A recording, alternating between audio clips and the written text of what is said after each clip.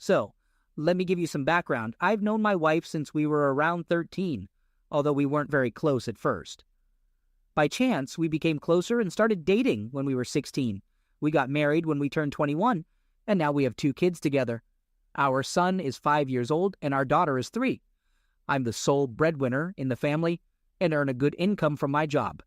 It's enough to live comfortably, support my family, save some money, and even go on vacations.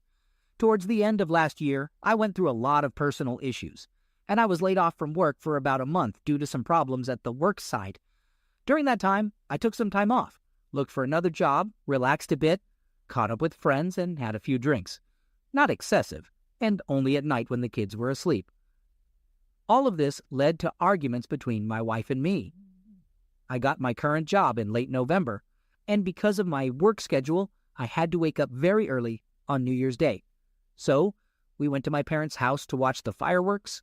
Our kids ended up falling asleep there, so she decided to stay the night and come back the next day. I couldn't stay because of work, so I left around 12:30. She didn't come home for another 3 days, and I started feeling like something was wrong. A couple of weeks passed, and one night when I arrived home late from work and everyone was asleep, I went to give my kids a kiss and say goodnight. On my way back to the kitchen, I noticed her phone lighting up. Curiosity got the best of me, and I checked her phone. I saw an unusual notification, which made me investigate further. She created a new social media account using a fake name and was chatting with another guy. As I scrolled through the messages, I discovered that she had been talking to him since December. It wasn't just casual conversation. She called him babe, expressed her strong desire to be with him, and said she loved him. Surprisingly, she referred to me as her ex, which made me furious. I even saw that on New Year's Day, right after I left. She messaged him, saying, "Happy New Year's, babe. I love you so much." Their messages revealed that they had arguments about jealousy and had broken up. By the way, he is a random guy living in another country. I confronted her about it, and she started with the usual apologies and excuses. Foolishly, I forgave her, but the trust between us was shattered. Fast forward to February, and that familiar feeling of suspicion returned. I decided to do some snooping and discovered that she was talking to another guy on Snapchat. In her conversations, she claimed to be single, without kids, and 21 years old, while the guy was 20. He lived on the other side of the country, and he was a complete stranger. I initially thought it wasn't too serious, and left it for the next day. That's when I discovered the other conversations she had with him, where they expressed their strong desire to be together and have closeness. Without going into explicit details, the messages were very explicit. She even sent him photos of herself in lingerie. I confronted her once again and talked to her about how angry and hurt I was because she broke my trust again. While we were talking, he messaged her again, which made me even more furious. I told her that I wanted a divorce and that I couldn't be with someone who constantly lies. She didn't seem too bothered, but she didn't want me to leave because of our kids, so I messaged him myself. When she found out, she started crying because he was mad at her for lying to him, but she didn't cry over me, her husband, and the father of our 2 kids. That was the final straw for me, and I packed up my stuff and left.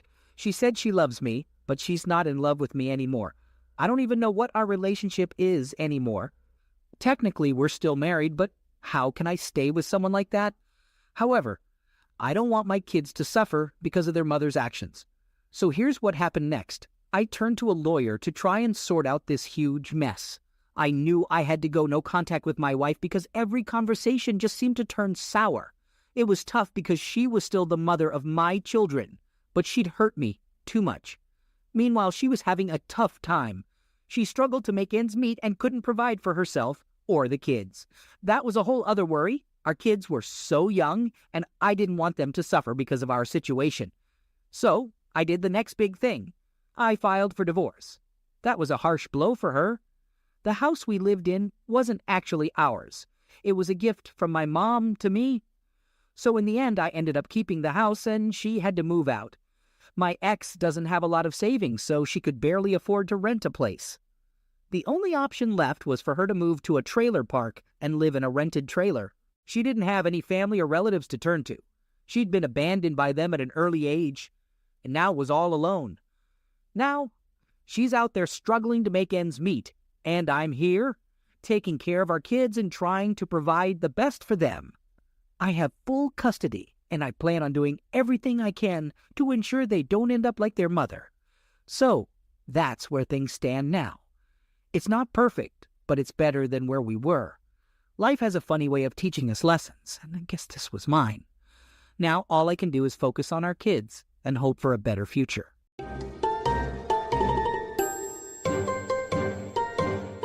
Second story, I caught her.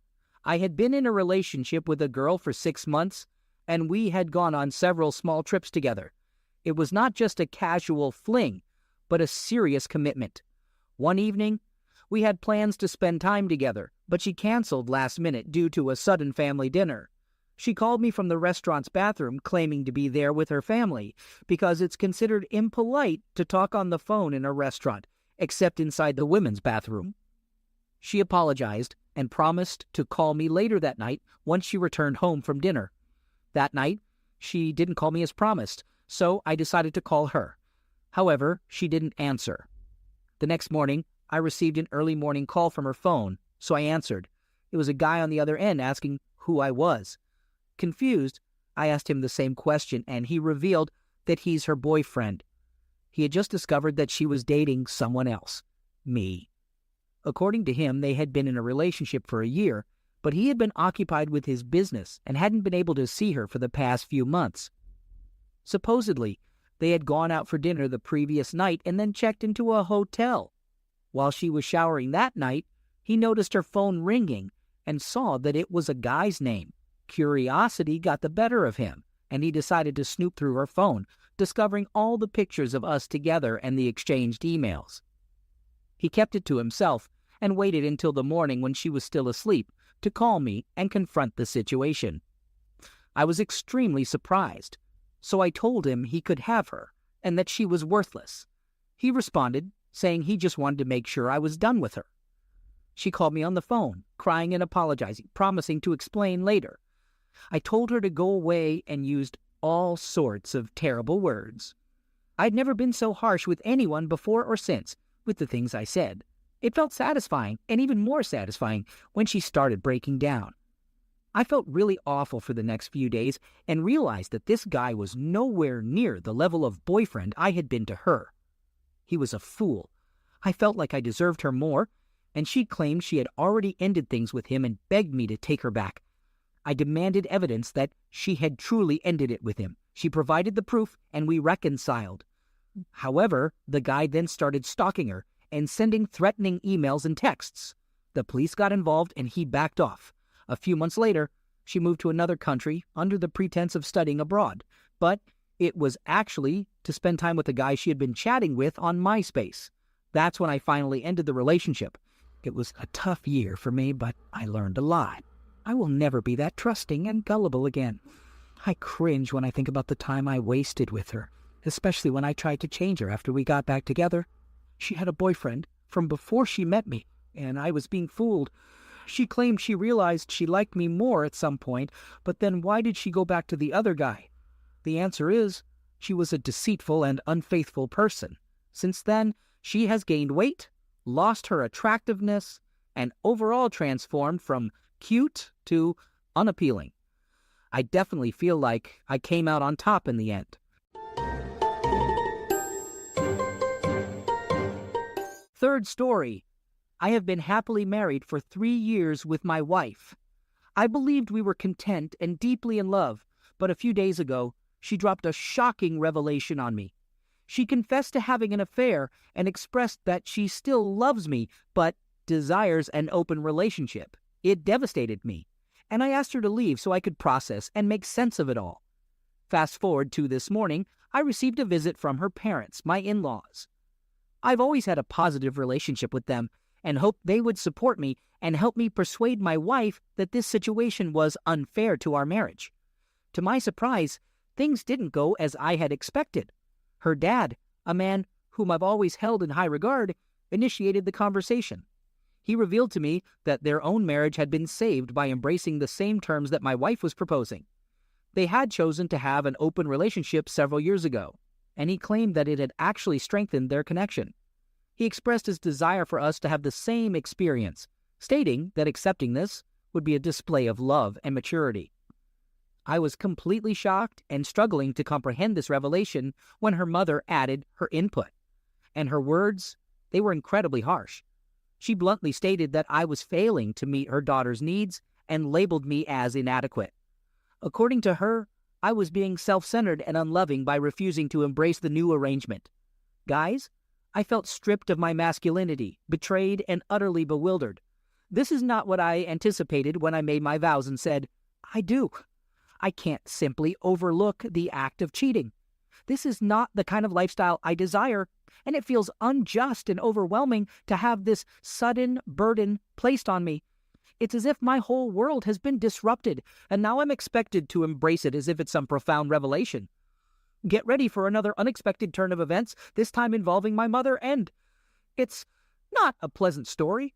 Today, out of the blue, my mother and mother-in-law paid me a surprise visit. As soon as they entered the room, I could sense a tense and uneasy atmosphere. My usually cheerful and affectionate mother wore a serious expression.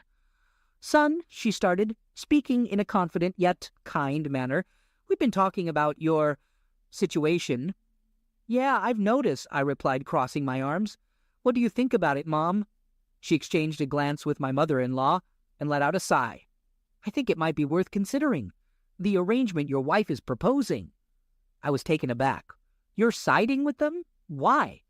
Well, she paused, I've always had concerns that maybe you wouldn't be able to satisfy your wife due to certain physical shortcomings. My jaw dropped. Here was my own mother, the woman who raised me, echoing the hurtful words of my mother-in-law. I felt a mix of betrayal, sadness, and embarrassment. I asked them both to leave, needing some time alone. Feeling like my world was spinning out of control, I reached out to my father. While we weren't the closest, he had always been honest and direct with me. I quickly filled him in on the situation. Feeling overwhelmed and confused, I decided to call my father.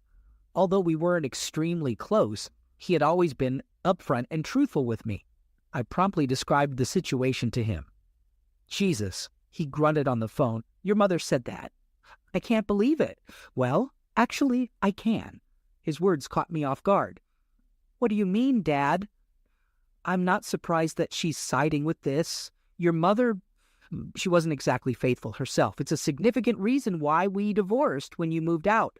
The shocking revelations kept coming, and it felt like I was trapped in a horrifying nightmare. Son, we need to have a serious conversation, he continued. Let's arrange a meeting with a lawyer to discuss how we can navigate through this. And so, that's what comes next. My dad and I have set up an appointment with a lawyer. I'm filled with fear, pain, and complete bewilderment. Today, we had the meeting with the lawyer, and here's how it unfolded. I'll be honest, stepping into that law office was overwhelming. However, having my father by my side provided some reassurance. We gave the lawyer a detailed account of everything, from my wife's desire for an open marriage to the insensitivity displayed by my in-laws, and even my own mother's hurtful remarks. The lawyer, a composed and serious woman, attentively listened to our explanation. She highlighted that the legal aspects concerning open marriages were intricate, and there were specific points I needed to be clear about. First and foremost, she stressed the importance of my consent.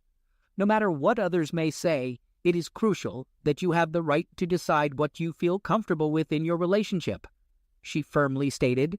Additionally, she clarified that if we choose to end our marriage, my wife's unfaithfulness could have implications based on the laws of our state.